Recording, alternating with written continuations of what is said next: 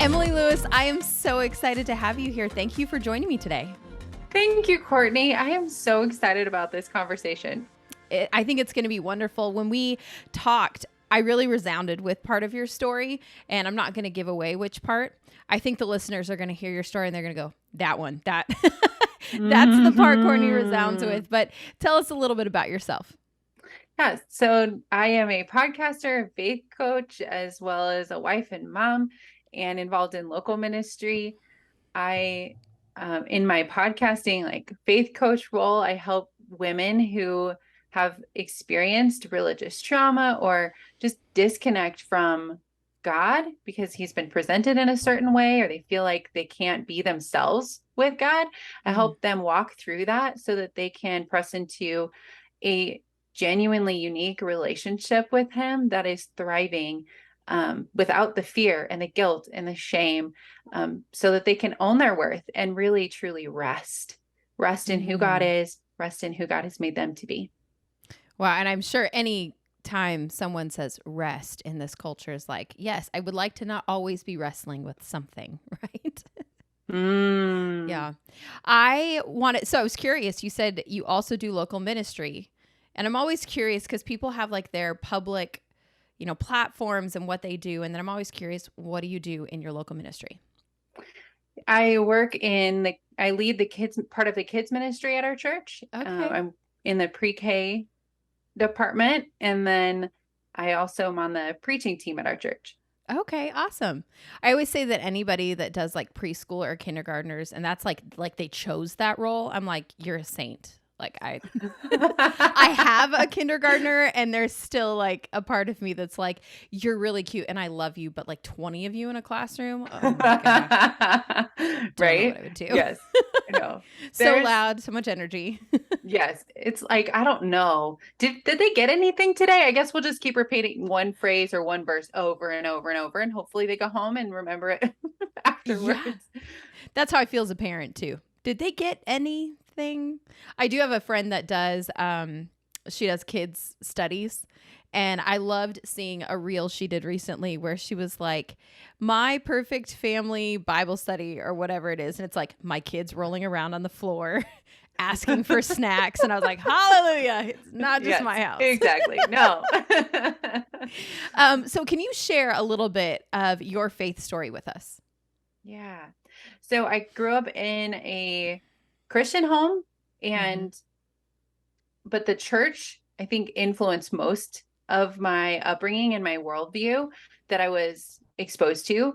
And the church emphasized a lot about doing the right thing and believing exactly the right thing as a way to be accepted by God. So I did all the things. And I mean, that's my personality, is wanting to fit in and be accepted. And I think a lot of us can relate to that, even if it's not part of our like personality. But I jumped in with both feet and just bought in. I did all the things, and it left me really exhausted. And I didn't realize how exhausted, because I just wasn't in tune with my own self or my body. And it was just, I didn't know any other way. So I was doing all the things and thinking that this was what kept God happy with me and kept him liking me. I knew that he loved me because the Bible said so.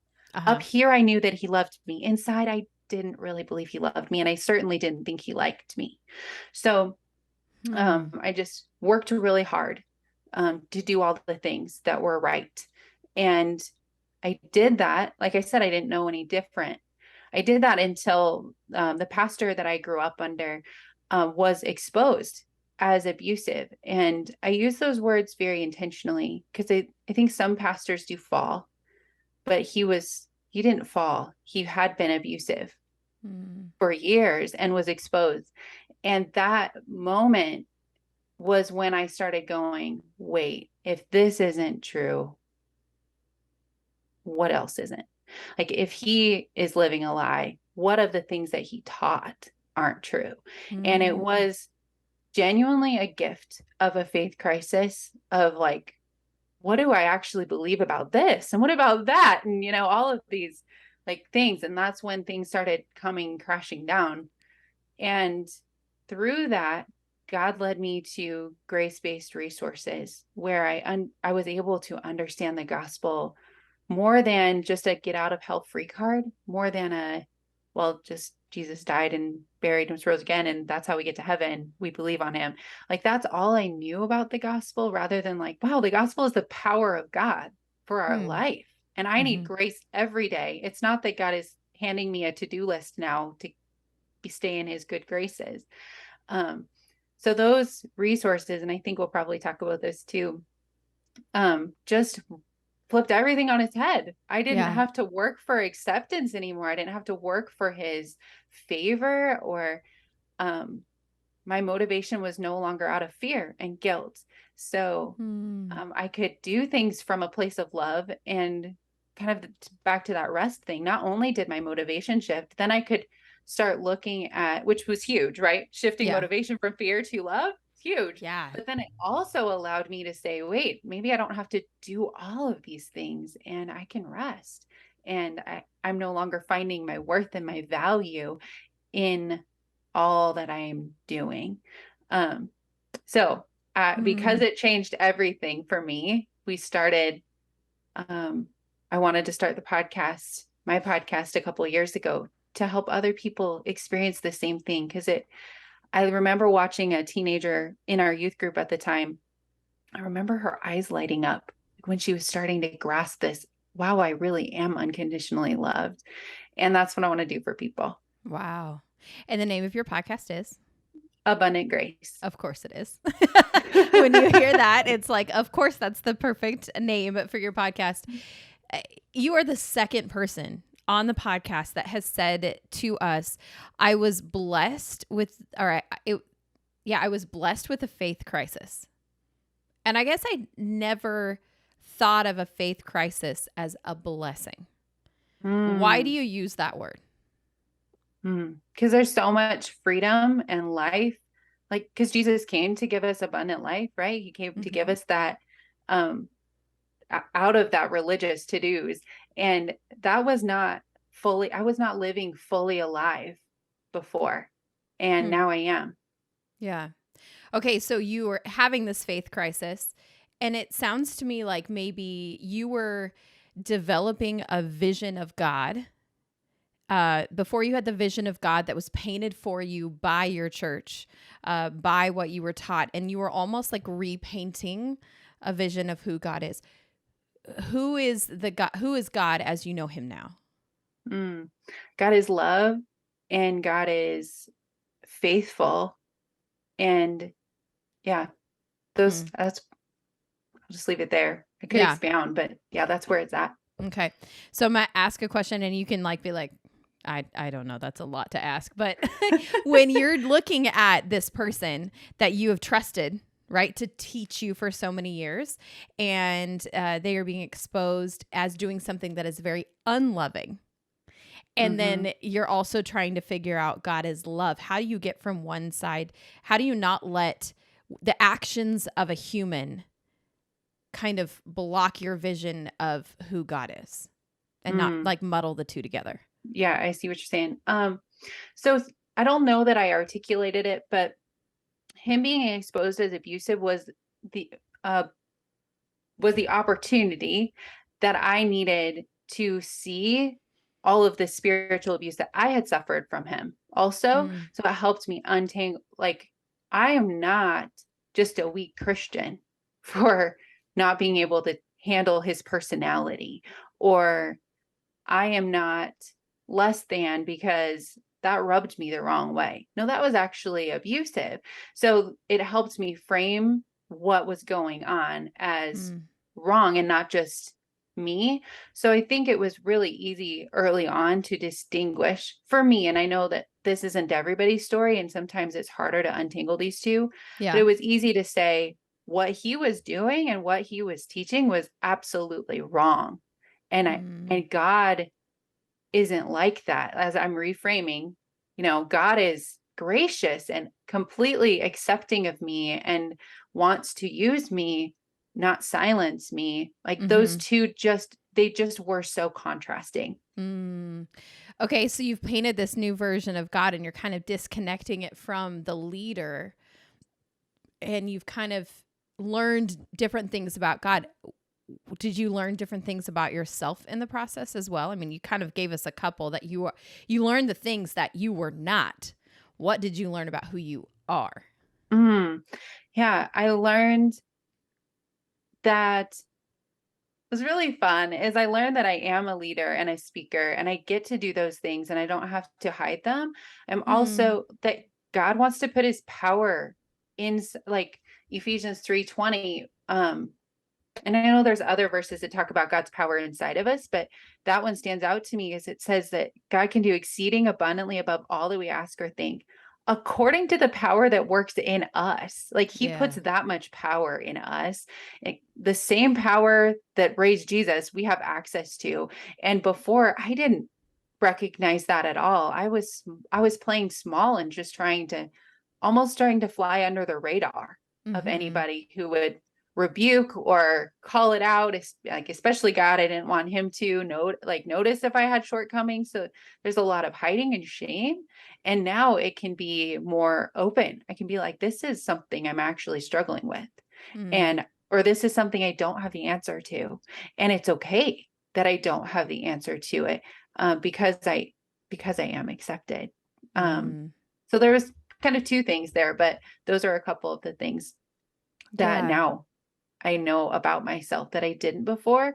And really being able to be yourself instead of fitting this mold. There are so many things that I tried to do to fit a specific way of being a good Christian mom or a good Christian wife or a good Christian woman Mhm. that put me into a mold or box that I thought God wanted me in. And he's like, hey, that's not you. You don't have to be that. And that's really freeing and incredible. Hmm. Tell me what the difference is between being or no, tell me what the difference is in figuring out when you're looking at someone who has had a moral failure. How do you figure out what parts of what they say are true and what parts are not, and kind of figuring out how that aligns or doesn't align with what scripture says? Where do we go? How do we even start that process of because that's all tangled up in our mind a lot of Mm-hmm. times, especially if it's something that happens in the church, it's come along with some truth, which is why we've accepted it so readily. And then we are like, okay, well, if this isn't true, is all of it untrue? And some people are like, all of it's untrue, I'm out, and they leave the church and they never come back. So how did you start to begin to kind of separate those things in your mind? Mm. Yeah, I think kind of your first question about is like, how did you determine what was true about what was true that this person said? And I think there's still days that I don't know. I Mm, don't know what was true and what wasn't, what was a lived lie and what wasn't. And it's okay that I don't have all of those answers. And it took me a while to get there. But because when it first happened, it was like, I need all these answers. I need to yeah. know. And I mean, my husband and I have sat down and made a list of all the things that is like, I don't know if I believe any of these anymore. And Mm, I don't have all those answers, but for a while I searched for them so hard. And it got to the point where it was just me striving and trying to find answers. And I think that there's room for that in, and especially different personalities. But for me, it came to a place where God was like, hey, I will lead you to the thing that you need to be working on right now. mm, And I couldn't untangle them all. I don't have all of okay. the theological answers to everything I was taught yet, even. Hmm. I don't know. Does that answer your question? Yeah. Yeah. I'm just thinking as like an achiever, as like a rule follower in my life. And like, I would Mhm. want to have all the answers right away. Yes. Yeah. And what you're saying is that it's been a process for you. Right. Yeah. Because there was a point where I wanted all the answers. And then it was like, Okay. wait a second. My brain literally cannot handle studying all of these things at once or researching this or this book and then it's all so confusing. And I think it contributed to a lot of chaos inside where Mm, God was like, um, And even I had a mentor this week mention to me the same thing about healing and trauma. And God just incredibly drops little nuggets in my path. And I'm like, wow, I'm going to work on that. Or thank you, God. That was healing for some story I haven't thought of, some narrative that I was taught. And we can trust that he will lead and guide us to those little things that we need to heal, and he can teach us to where, like you say, as an achiever, I want all the answers and I want to figure it out yesterday, Yeah. but learning to slow down and just be okay with the gray, and Mm. being okay with he will provide the answers when I need them. And obviously, I have to be careful not to be theologically lazy, to be Okay. like, it doesn't matter which side I'm on. I'm just going to ignore this. And so I think there's some discernment that has to come into play too, with Mm. what are our non-negotiables, or what is the foundation? And then what pieces are movable in this? And yeah, what can I let go for now and let Mm. God lead me to healing or discovering over time? Yeah. I loved what you said about it's okay to sit in like the theological gray. And a lot of times we want black and white. Our world is very black and white. It's like, this is wrong, this is right, or like, this is what I believe. If you don't agree with me, then you're over on the other side. And there's not, it's either the middle ground where you don't believe in anything, so you're okay with everything, or you're like black and white, and this is like a bad place to be. But what you're saying is Mm, it's okay to leave some things in the gray. It doesn't mean that you're leaving everything in the gray. And you're yeah. like, I don't even know, whatever, I'm not even trying. It's like, I can't deal with everything at once. This is going to sit in the gray while I kind of figure out where this other concept or this other part of God, where it fits in the picture. Did you have Hmm. someone that was like walking along with you? I mean, you mentioned your husband.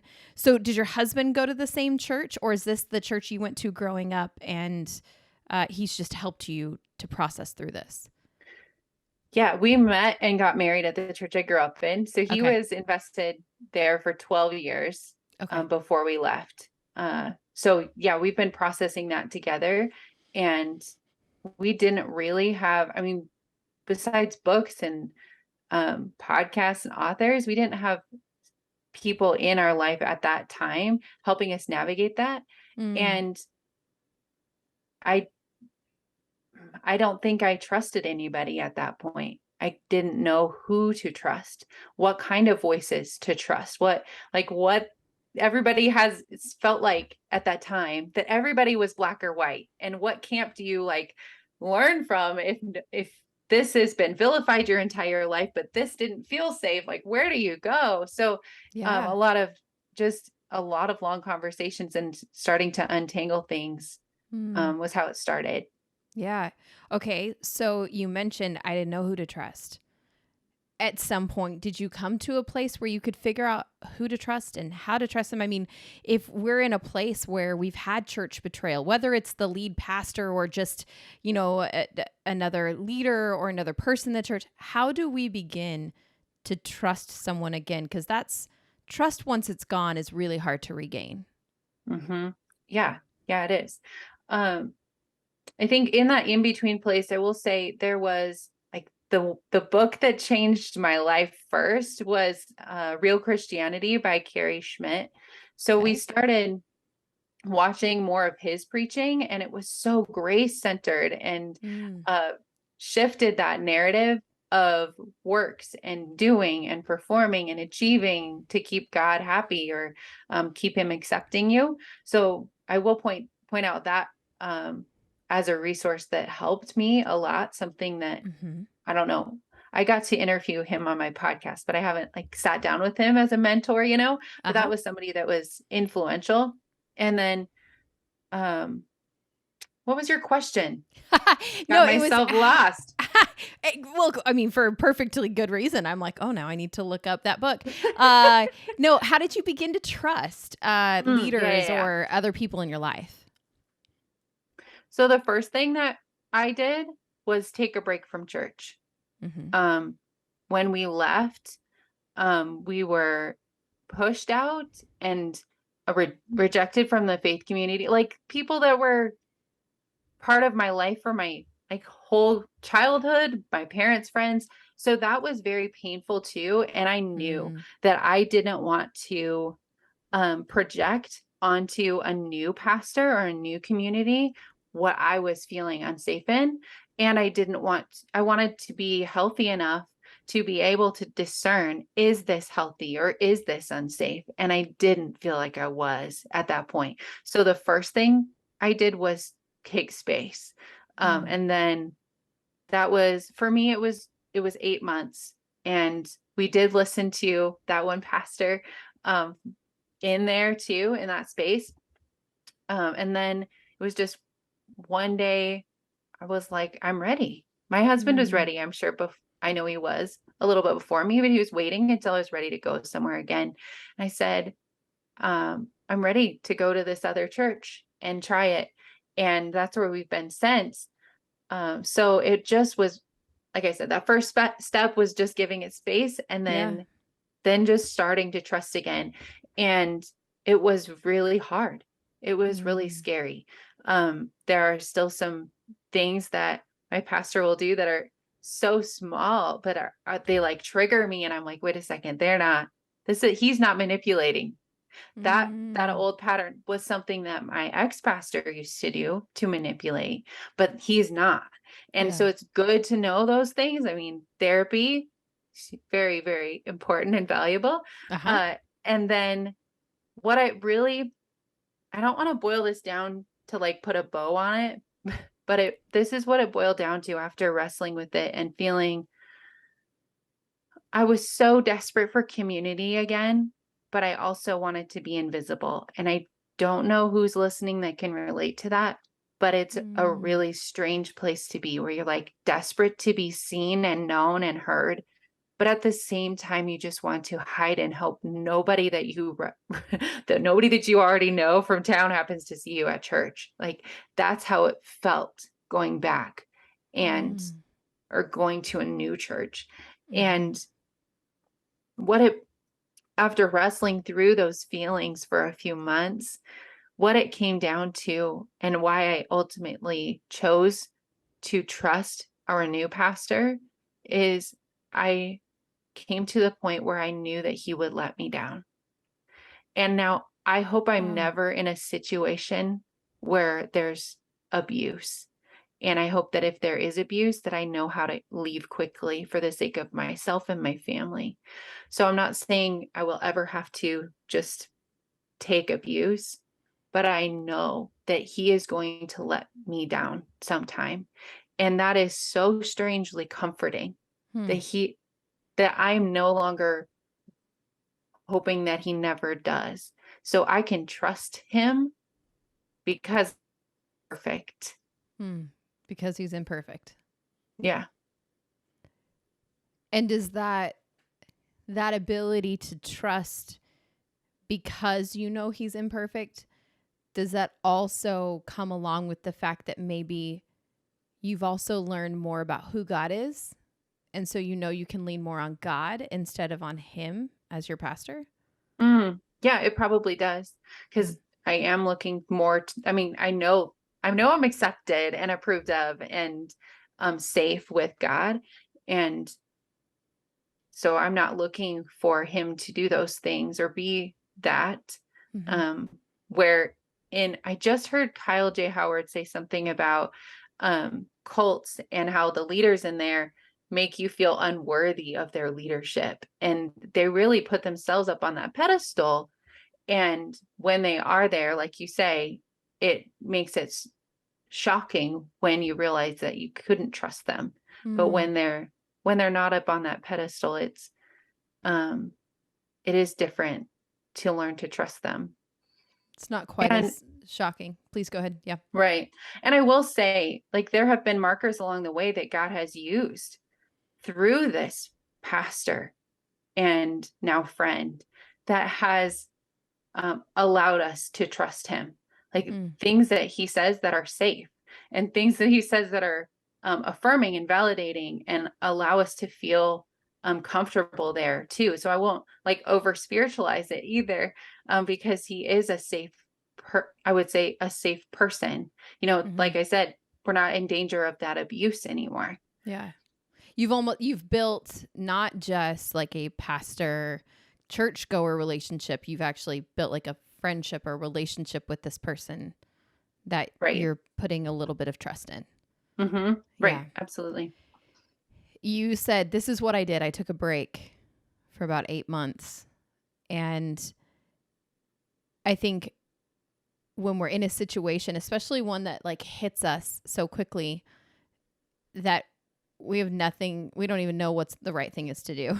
My husband and I have been in a couple of those situations where it's like, we're not even sure what the right thing to do here is. So we're just going to do what we think is best. And then we look back and sometimes we're like, yeah, that was the best thing to do. And sometimes we look back and we're like, yeah, I'd probably do that differently. So now that you have looked at that and kind of walked a little, you're farther along in your journey.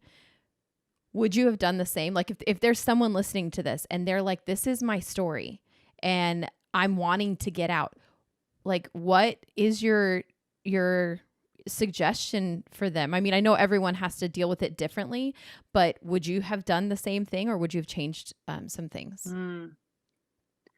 I've done things the same, Mm, but I know God told us, I mean, this is in hindsight though, okay. that we were supposed to leave 6 months earlier than we did.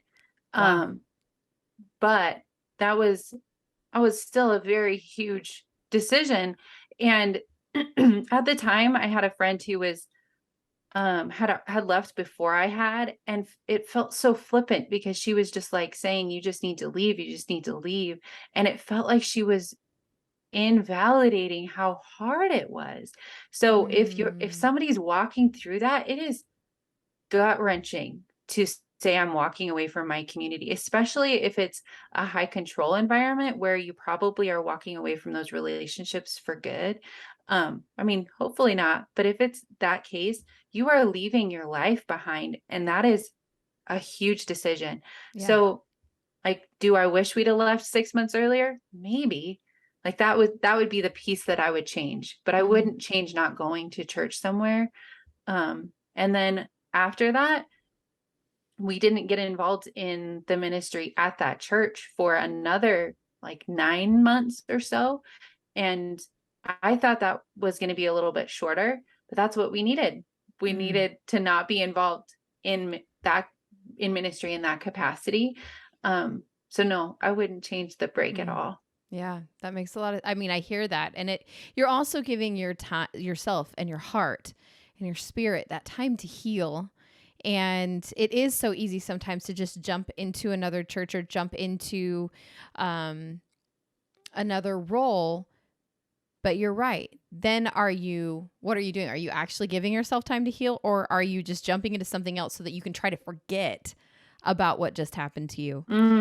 As you Sure. look at it in hindsight, you said we knew we were supposed to leave 6 months beforehand. If you don't mind me asking, what was it that you look back and you're like, that was it. That was the sign or that was the feeling, you know, Mm. that we should have paid attention to.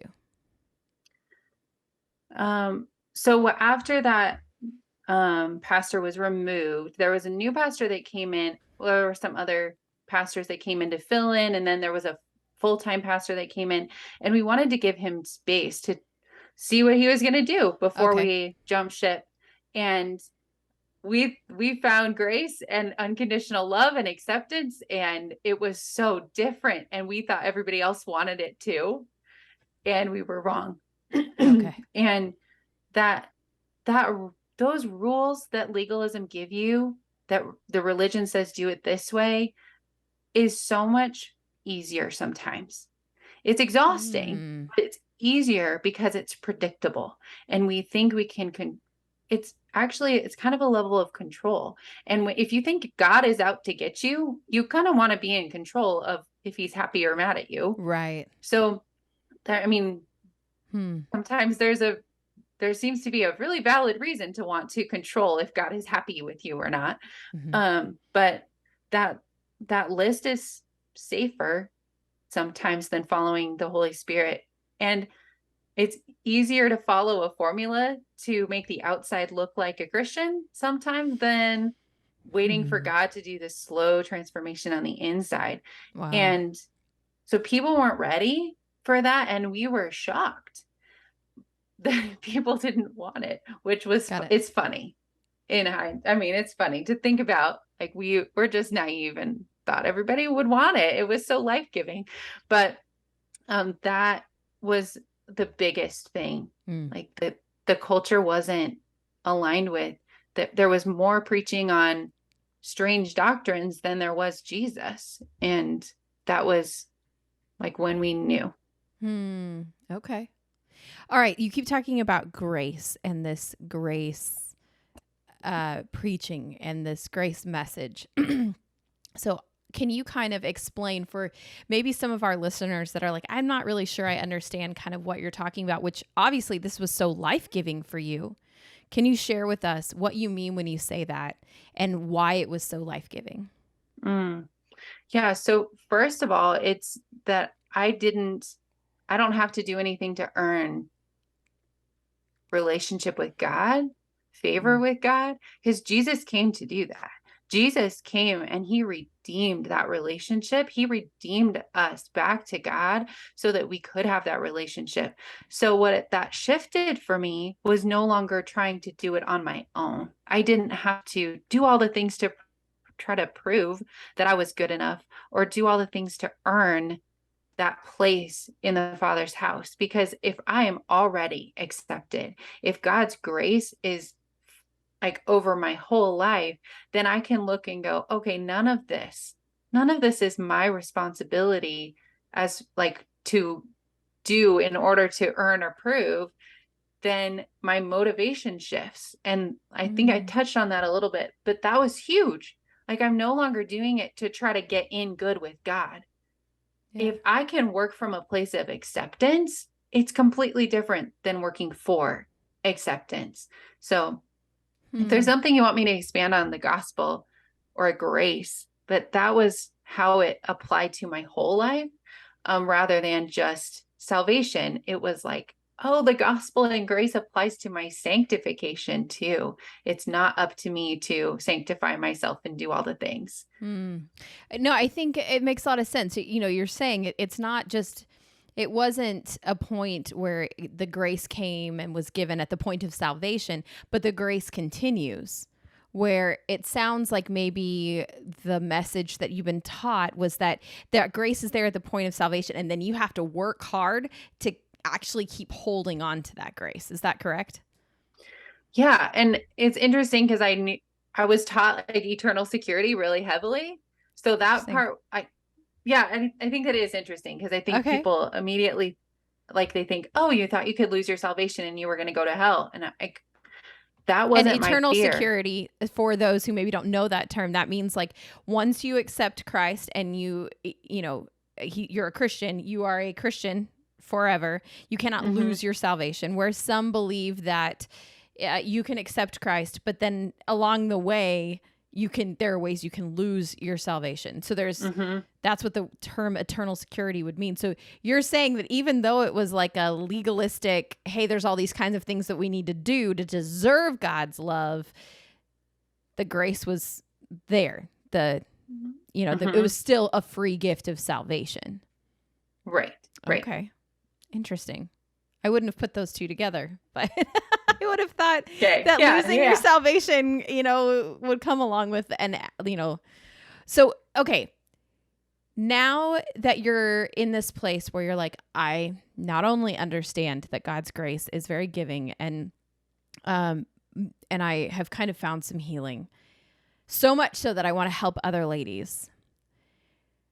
I want to know, like, is there a point in like doing good, in, following what scripture has said that, like, you said earlier, like triggers, but like, triggers like, okay, am I doing this because it's what's expected of me? Or is it because it's in response to who God is? Is there a point there where it gets, once again, muddled from where you are now to what you grew up with? Yeah, absolutely. I still have performance-based tendencies. I find myself sometimes still trying to prove my worth as a good Christian wife by cleaning my house. Or, like we Yeah. get this picture, whatever, we all have a list, whether we recognize it or not. I think we all have a list of what makes us a good Christian. And what's on that list sometimes is how we measure our success as a Christian, which leaves us really proud and like, I did it today, when we check off all of the things. And on the days that we don't, we feel really defeated and deflated. And grace is in the middle of that, where I think it's Lauren Daigle that says, and you say, you have all my successes and my failures. Yeah. Because Yeah. God empowers us for the successes, and then he lifts us up when we're defeated. And that's grace. It's the difference. But yeah, I still find myself resorting to some of that list and going, okay, today I did good, or today I didn't do so good, and overcoming that, achieving. And God speaks to me so many times and just says, be still, just be still. Because that performance is something that I can pick up so easily, when even if I don't, like, without recognizing it, I guess is what I'm trying to say. Wow. Yeah. And I would assume that maybe it helps to have others around you to kind of like throw up a warning signal when you are getting kind of slipping into those performance tendencies. Am I right? Yeah. So you have the Abundance Grace podcast. So I'm hearing that, okay, if I am kind of going through this, I'm trying to kind of break myself from performance-based religion or faith, and I want to understand a little bit more about what grace really truly looks like. Getting over and listening to the Abundant Grace podcast would be a great first step. So tell us where we can find it and kind of what we can expect when we go listen. Yeah. So you can find it on all the podcast listening apps. Come follow me on Instagram, emily.abundantgrace. And I throw up content there, and love interacting with people. Send me a DM. Tell me your story. I love to get to know you. It's so fun. And you guys can go, if you want to take like a next step, you're like, I want to be defined not by my work or all of my achievements, and I want to rest in who God says I am. Go to yourrelationshipwithgod.com, and you can I'll open up my identity challenge, and you guys can just rest in who God says you already are, because you already belong. And that is a great first step. So you're welcome to do that. So say that again. Yourrelationshipwithgod.com. Okay. Awesome. So they can go there and kind of begin to kind of work through those things. I mean, I even heard you say we all have a list. So in my mind, I was thinking maybe I should like sit down and make a list of things that maybe are in the wrong place in my priority list. Like I do this because it makes me a better wife or a better Christian. This is the list. And really check my heart on all of those things. What of these are in the wrong place and priority wise, and which one of these maybe need to go? Yeah. Take a hike. Yeah, because those things on that list can leave us doing things not out of love or service for the people that we want to be loving and serving. And we're just doing them to maintain a certain perception of what other people think of us. Yeah. And that leads to a lot more exhaustion too. Almost balancing the perception. It's more important for how other people see us than what I'm actually doing or supposed to be doing. Where's all my people pleasers? Some people are going, that's me. I like to please people and don't tell me that I shouldn't. And it's so hard to hear that. So if you're a people pleaser, take this as your cue to maybe push pause on some areas where you're performing and kind of check your heart in those locations. So Emily, thank you so much for, all that you shared with us. We do have one question that we ask everybody, and that is that none of us are meant to live this life alone. So who is it that's helped you along in your journey? Yeah. So first of all, my husband, Bill, then my current pastor, James Matthews, and then I have a spiritual mentor right now, Leah Legron, and then a faith-based business mentor, Gretchen Heinen. Those have been very instrumental voices over especially the last year in my life. I love that you're kind of like saying their name and then like how they're helping you, because I think that's important to realize that we don't need one mentor for all areas of our life, but instead you've brought in people to help you in a very specific part of your life, your business or your faith. So I love that. Well, thank you, Emily. Awesome. It's been great talking with you today. Thanks, Courtney.